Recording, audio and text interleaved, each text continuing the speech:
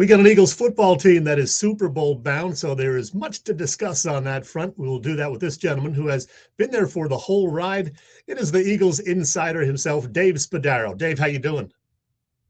Great. I mean, it's been an amazing season, and one more to go. It's interesting. It's not a. I know the Philadelphia and Eagles fans are jumping up and down and going crazy, but it's been very subdued in within the team, and the understanding that there's one more to go. That the mission of the team is to win the Super Bowl, not just to get there, and also to recognize that it's an outstanding football team. I think we all see Mhm. just how dominant the Philadelphia Eagles are. So it's been great. It's been a great ride so far, and let's go out to Arizona and win a football game. Well, Dave, we're a few days beyond an Eagles beatdown of a pretty good San Francisco 49ers team. Yeah, the Niners essentially lost both of their quarterbacks during the afternoon, but that was an impressive performance by the Birds on both sides of the ball. Yeah, well, the Eagles took out the 49ers quarterback. They didn't trip over, the quarterbacks didn't trip over a blade of grass. And they did it because the Eagles have, you look at from last year to this year, where did the team improve the most? And when you are able to be very self critical, and the Eagles certainly were following their playoff appearance in 2021. It allows you to address specific areas. They did so. The pass rush was the number one priority for the defense, and to go out and to bring in Hassan Reddick, who has been such a force all season, not only with sacks, which sometimes that can be skewed number. They have been timely sacks, important sacks, take the football away sacks. So to get two of them in the first half to recover a fumble, tremendous. And Dominic Sue and Linval Joseph come in and make some plays in the run game, and then Sue knocked out Josh Johnson. So Brandon Graham comes back healthy. Drafting Jordan Davis, addressing the front seven has been a huge issue for the Eagles, and they went from 29 sacks in 2021 to 70 in the regular season. Very impressive. Yeah. Now, offensively, it certainly wasn't a typical Jalen Hurts performance. He seemed to struggle at times with his accuracy, but the Eagles had no problem adjusting.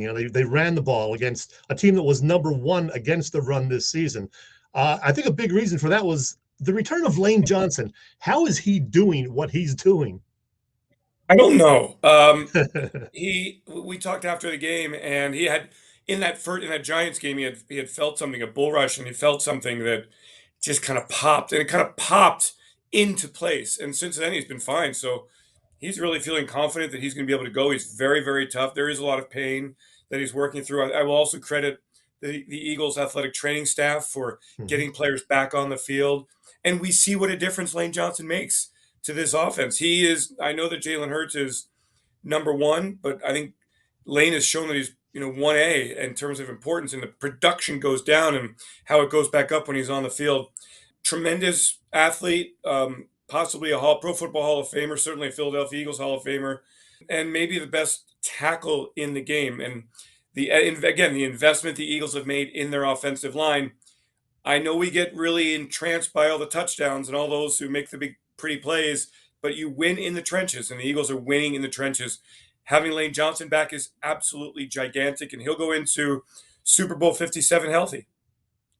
I mentioned Jalen Hurts. He's not 100%, but he's still getting the job done, doing whatever it takes, I guess.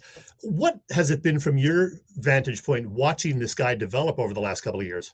Yeah. I mean, look, I don't think he played poorly against the Niners. I mean, they're really good defense. They were number one in the NFL for a reason. So I didn't expect 350 yards from Jalen Hurts. What I'm thrilled with is that in two playoff games he hasn't turned the football over. And if you don't turn the football over, the Niners were 15-0 in games in which they won the turnover battle. So look, Jalen is going to have 2 more weeks here of rest and recovery and getting that shoulder back. I'm not sure that anybody in the NFL who's playing right now is 100%.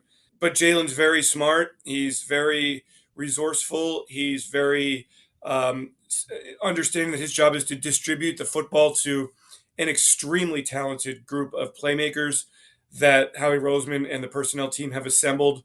I think Jalen just is just. I can't. Nobody. I would tell you, nobody expected him to go from where he was as a rookie, talented player, raw talent. We saw all that to where he is now, where he's accounted for whatever it is, 39 touchdowns this season, 15 rushing touchdowns, a record for touchdowns by a quarterback on the ground in a single season. He's been tremendous, and he's a franchise quarterback, and he's an MVP candidate. And I really love him going into this big game moment. I know that Patrick Mahomes will have the experience in the Super Bowl, but I don't think that Jalen Hurts will be flustered in any way. You mentioned the playmakers. Yeah, AJ Brown certainly an amazing pickup. Devontae Smith really developed further this year. That certainly makes a difference. What's it like having these two guys to go to on offense? I mean, 4th and 3, first possession, the Eagles call a pass play. Hurts rolls left. Devontae breaks off his route a little bit and makes an unbelievable catch for a 29-yard gain inside the Niners' 10-yard line. So, yeah, I mean, there is an element of give them a chance on 50-50 balls. So you throw it up there, you give them an opportunity to make plays, and they do make plays. A.J. Brown's physical stature and his ability to create space with, the boxing out, if you will, to use a basketball analogy, it's remarkable. And the Eagles, look, I've been around a long time. Fans have been obsessed with wide receivers ever since really the days of Andy Reid, when Andy never really got that star receiver until Terrell Owens, and then the Eagles went to the Super Bowl, and everybody said, "Oh, that's what you get. Why are you running James Thrash and Todd Pinkston and Freddie Mitchell and blah blah Nay Brown and blah blah blah blah blah?" So to have two truly number one receivers put so much stress on a defense in the Eagles pass game, that explosiveness again, that goes back to last year. Devontae Smith was a terrific player as a rookie, but the Eagles lacked that other big time weapon. So in the offseason, what do? They have these draft assets. They use their draft capital wisely. They take a first round pick and they make it as a carrot, as a piece of capital, and they turn that into AJ Brown, who's been remarkable this season: 1,500 yards, 11 touchdowns in the regular season, 88 catches, and I look for him to have a huge game in the Super Bowl. Now, one guy who didn't have a great season, it was kind of quiet, but has really blossomed in the postseason, Kenneth Gainwell. Man, he has really come up big these last couple of weeks. It's a great observation on your part, and it does speak to a player who is getting opportunities, and the coaches are recognizing that he is hot. And you see how he runs. He runs with such decisiveness, a credit to the offensive line. He runs with power. He finishes off his runs very well. He's shifty. He catches the football well. Eagles really loved him coming out of the draft out of Memphis last year, and he played well as a rookie. I really think that Kenny has shown maturity here this season. The way that the Eagles have relied on Miles Sanders, Gainwell's touches went down, opportunities minimized. Boston Scott, same thing. We've seen it with Boston too. Whenever those guys are getting opportunities, they are producing. So it's interesting. It's not a big name group of running backs, very similar to what Kansas City has. But when you have a good offensive line and you've got a good scheme and talent in the backfield, you're going to get production from whoever's carrying the ball. All right, let's shift our attention to the Super Bowl.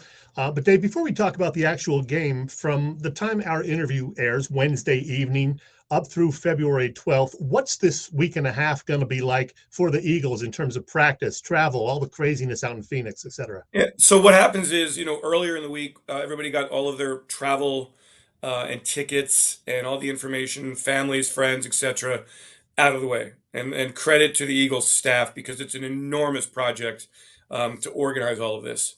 And then the players are in early in the week. Then starting Thursday, some practice, media availability. Thursday, Friday, Saturday.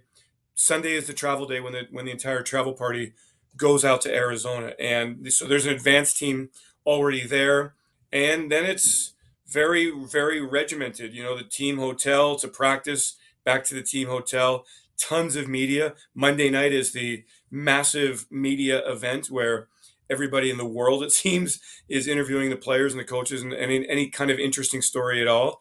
And then you just kind of keep your focus. It becomes such a gigantic event that I think if you lose your focus and you really lose your purpose, it can swallow you up. And but we're ensconced in the hotel from Sunday all the way through. I remember the previous two trips that I've been on, Jacksonville and Minneapolis. The weather stunk, and so we, like in Minneapolis, I never left the hotel except to go to work. Arizona would be a little bit different. The weather will be nicer, so there'll be a little bit more downtime. But you try to keep the schedule as much the same in Philadelphia as possible, just so the players are used to that cadence. Players very much live on a regimen, and so you want to keep things largely the same in terms of practice time, meal time, treatment time, massages, etc. So there are a couple of little side stories, of course, related to this Chiefs-Eagles matchup in Super Bowl 57. One of them being the fact that Chiefs coach Andy Reid spent 14 years coaching the Birds. Dave, any favorite memories of Big Red's time in Philadelphia? Yeah, I mean, we had a great relationship. I think the question that everybody needs to have answered here is, how long did it take to get the mustache going? It's absolutely beautiful. Well, you know this situation. I'm limited on the growth of hair on top of my head, so I figured I'd let my lip go. It's the only place I can grow hair. Andy and I spent a lot of time together in his office. I taped his TV show, the Andy Reid Show, so he was all business, but there were also a lot. We spoke a lot about children and about the tough times he had, and some of the things that went on, and so it was really personal with Andy and I. So I love the man, and I wish him great success, which he's had clearly. Not so much on February 12th, but I certainly understand Andy's strength is his consistency, and he would always wake up and go, "Hey, nobody wants to be surprised during the day," and that's what you have to bring to a football team. No surprises. So you set the schedule, you stick with it, and you stay very consistent with that. And I think in a large way, that's what this Eagles organization. He really provided the impetus early in the ownership of Jeffrey Lurie after the Ray Rhodes years, which also included a playoff appearance. Andy took it to another level and really allowed all of us to see what it was like to be in the hunt, in the true hunt every season. So kudos to Andy Reid. I know fans have mixed feelings about him for sure. He's certainly been great in Philly, and actually really good in Philly. I wouldn't say great because we didn't win a Super Bowl. Very good in Philly, and he's been great with the Chiefs. The other thing getting lots of attention and will get lots more attention, deservedly so, of course, the first ever matchup of brothers playing on opposing teams in the Super Bowl. Yeah. Talking about Jason and Travis Kelce, and there's their mom in the middle. Boy, she's a lucky lady. This may be my favorite family in the world. I love these guys. Yeah, they are great, and I know the father Ed really, really well too. Smart people, amazing athletes. Imagine that woman has given birth to two probable Pro Football Hall of Famers. I mean, that is extraordinary, and they're very grounded. They're very humble. They certainly have fun in their profession, which they should. Travis has a much more outgoing personality. Jason, and although I can't really say that after the speech that Jason gave at the Super Bowl at the Parade of Yeah. Champions.